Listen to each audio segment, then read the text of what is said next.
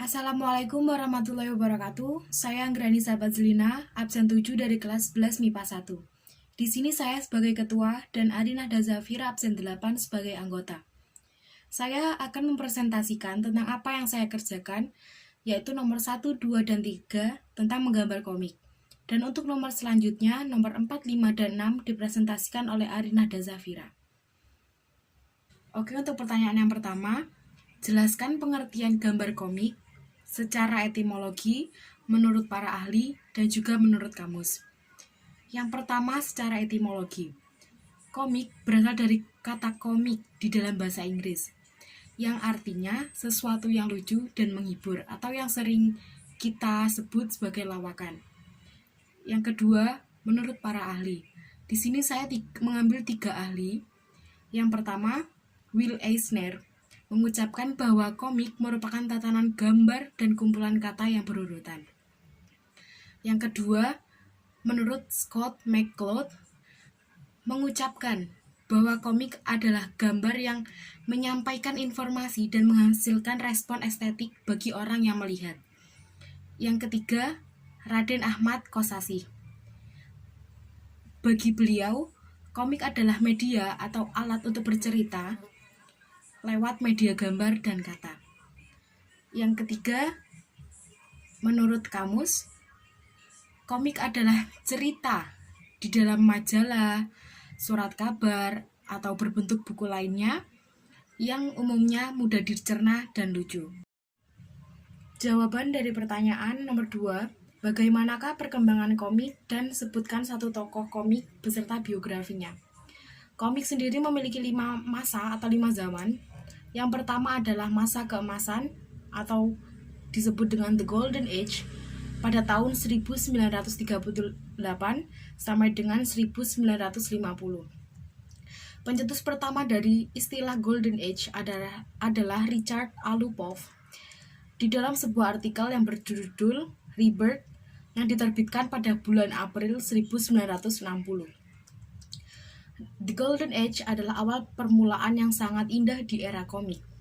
Ada perbedaan gaya yang jelas antara baik dan jahat, dan pahlawan super terus berjuang mengalahkan penjahat yang termotivasi dengan uang atau mendominasi dunia. Itulah mengapa komik zaman ini sangat diminati dan populer. Mereka memenuhi impian setiap anak di dunia yang ingin mengatasi pengganggu dan bisa berpetualang agar hidup mereka menjadi lebih berwarna. Yang kedua adalah zaman perak atau The Silver Age, yaitu pada tahun 1950 sampai dengan 1971. Para pembaca di era Silver Age adalah para remaja, yang mereka banyak berhayal tentang perang dunia, kekuatan jahat, pahlawan super, dan lain-lainnya. Kemudian faktor-faktor tersebut menyebabkan penurunan dalam cerita superhero dan kenaikan judul komik yang menarik bagi sensibilitas orang dewasa. Di era The Silver Age adalah salah satu genre yang paling sukses dan paling diminati adalah genre horor. Para penerbit mulai menjual komik bernuansa gelap yang banyak diminati masyarakat atau horor. Namun, komik dengan cerita horor kemudian menghancurkan moral dan pikiran setiap remaja. Setelah bekerja sama dengan pejabat publik, maka penerbit menciptakan Comics Code Authority atau CCA. Peraturan ini dijadikan panduan untuk melakukan sensor ketat kepada unsur horor, kata-kata kasar, dan kejahatan yang ada dalam judul komik. Yang ketiga adalah zaman perunggu atau The Bronze Age pada tahun 1971 sampai dengan 1980. Seperti namanya, zaman perunggu atau bronze tidak berkesan seperti zaman Golden Age dan Silver Age. Kali ini lahir yang namanya super villain, yakni musuh super tangguh yang harus dihadapi oleh pahlawan super di komik, yang harus dilawan oleh superhero di komik. Semua dimulai dengan cerita Spider-Man, seorang bocah laki-laki yang memiliki kemampuan super dan fokus untuk menjaga kedamaian dunia. tak lama kemudian muncul cerita yang dinamakan X-Men yang juga bertahan hingga saat ini. Pada era ini, komik menceritakan tentang kehidupan perkotaan yang rumit dan manusia berkekuatan super yang kemudian sangat digandrungi masyarakat. Kemudian yang keempat adalah The Dark Age atau masa gelap. Pada tahun 1980 sampai dengan 1993. Tidak seperti arti Dark Age yang sebenarnya, yaitu masa-masa kelam atau masa-masa gelap, di era ini justru komik mencapai puncak kejayaannya. Komikus meninggalkan kerumitan cerita yang ada di era-era sebelumnya. The Dark Knight Returns dan V for Vendetta mengingatkan bahwa ada saat-saat di mana kejahatan tidak bisa dikalahkan. Para penulis serta menciptakan karakter-karakter yang memiliki kelainan psikologis dan sangat berbahaya. Yang terakhir atau yang kelima adalah The Angel's Age pada tahun 1993 sampai dengan saat ini. Perjalanan komik akhirnya sampai pada tahap The Angel's Age. The Angel's Age adalah zaman di mana paduan cerita, warna, dan tokoh pada komik sudah lebih beraneka ragam. Dan banyak tokoh-tokoh baru yang sangat beraneka ragam. Komik pada era ini juga sudah terkategorikan dalam usia para pembaca. Teknologi canggih dalam film, televisi, dan video game telah banyak mempengaruhi pembaca. Tak lagi terbatas pada cerita-cerita seperti Marvel dan DC. Para penulis bereksplorasi ke penerbit lainnya untuk menerbitkan cerita-cerita mereka. Tak hanya dalam bentuk fisik, komik juga mulai diterbitkan melalui internet pada era saat ini. Pada era ini, tidak ada batasan pada karakter apapun. Penulis cerita dan komikus bebas menuangkan kreativitas mereka sendiri.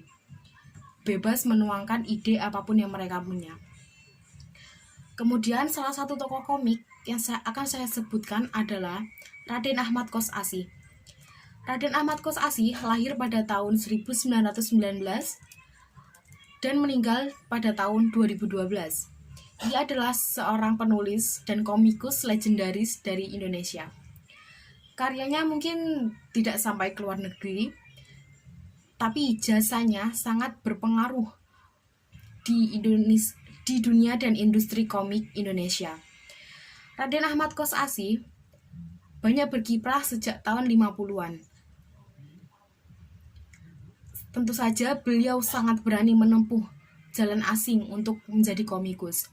Ia berani mengambil resiko, di mana profesi komikus pada saat itu sangat dianggap sebelah mata oleh para masyarakat. Karena dianggap profesi ini tidak dapat menjamin kehidupan ekonomi pada masyarakat saat itu. Namun karena keberaniannya itu, sekarang ini kita bisa mengklaim bahwa Indonesia pun memiliki industri komik dengan karakter yang khas dan unik.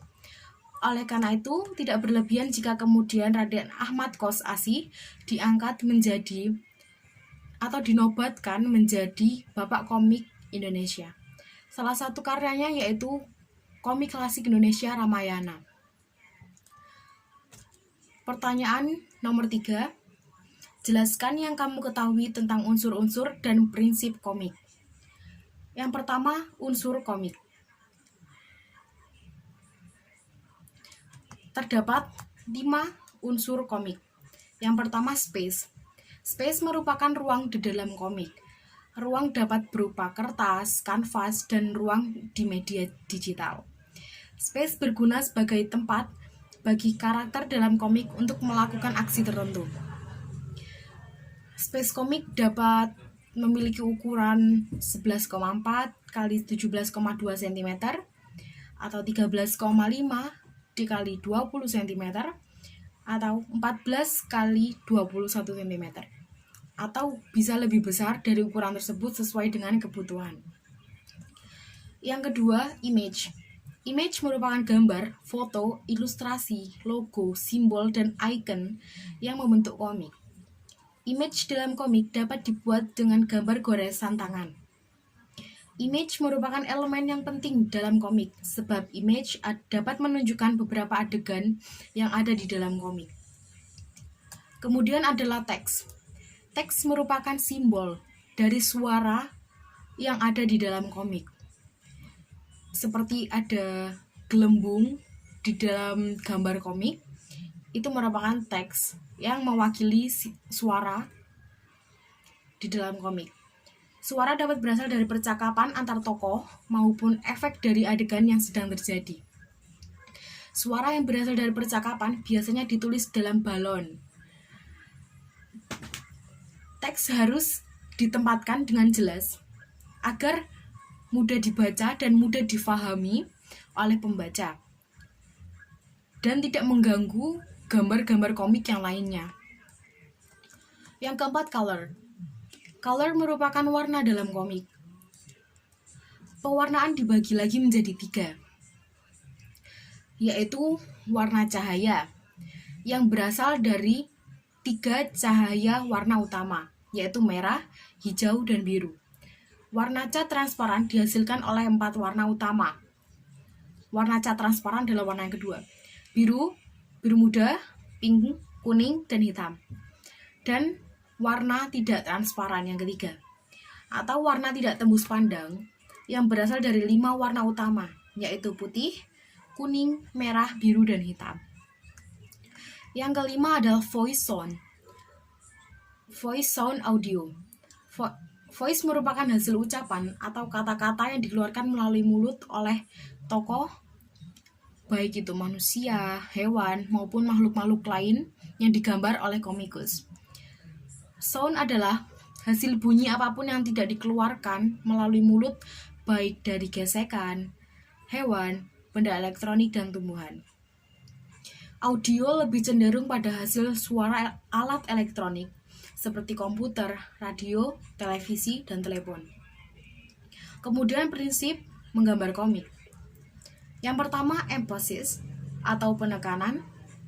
Memberikan suatu adegan, satu halaman, satu panel atau cerita komik yang terfokus, sehingga perhatian kita langsung tertuju kepada adegan, panel, atau cerita yang ditekankan.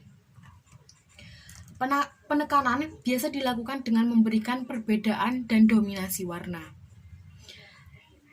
atau dominasi ukuran juga, dan ruang yang diberikan, atau isolation, pemisahan, dan kepribadian karakter apabila merujuk pada non-tampilan gambar.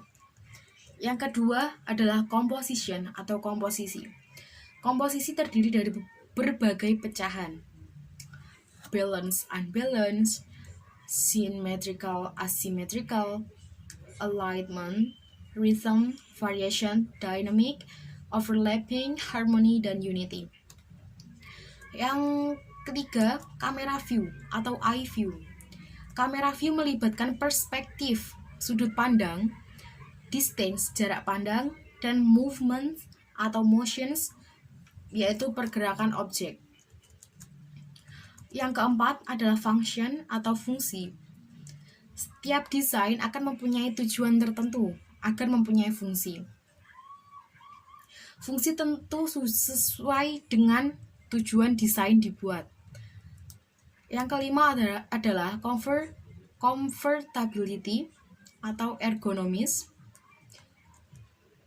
Di dunia komik, kenyamanan dengan segmentasi usia yang sesuai target, bagaimana membuat mudah membawanya, di mana ukurannya menjadi acuan, lalu bagaimana dengan kemudahan membaca tulisannya, dan hal-hal lainnya yang dianggap akan membuat nyaman pembacanya.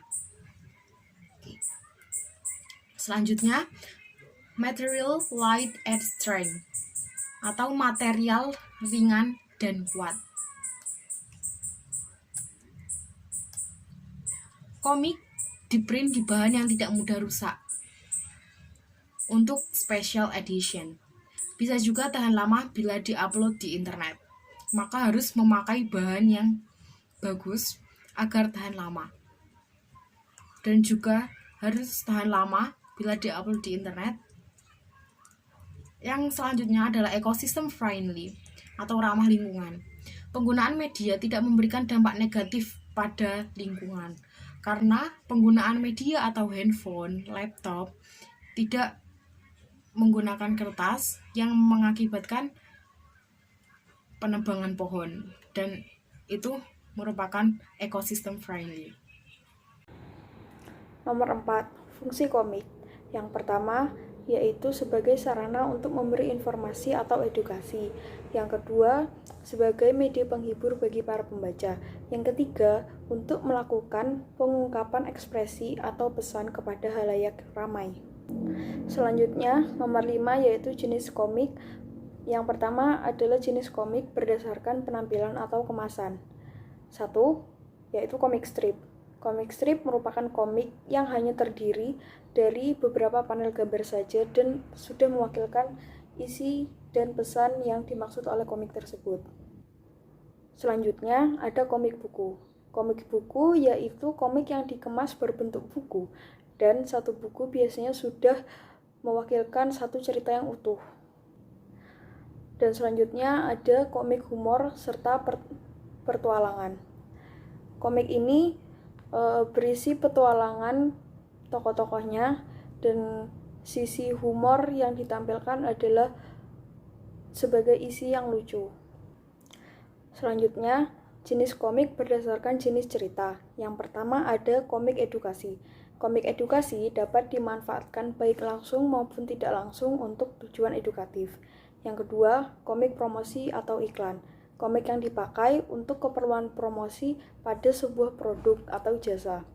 Yang ketiga, ada komik wayang, yaitu komik yang menceritakan tentang perwayangan. Salah satu contohnya adalah Mahabharata. Nomor 6, teknik untuk membuat komik. Menggambar komik membutuhkan kepiawaian dari beberapa teknik menggambar. Salah satunya adalah ketangkasan teknik untuk menggambar suatu model dan untuk menggambar suasana. Langkah untuk membuat komik. Pertama, tentukan tema komik. Setelah itu, tentukan isi atau jalan cerita. Selanjutnya, kembangkan tokoh-tokoh dan siapkan latar belakang cerita. Setelah itu, buat alur cerita komik jika diperlukan dan siapkan naskah berupa storyboard visual. Dan terakhir, mulai menggarap komik. Itu saja yang dapat kami sampaikan. Kurang lebihnya mohon maaf. Wassalamualaikum warahmatullahi wabarakatuh.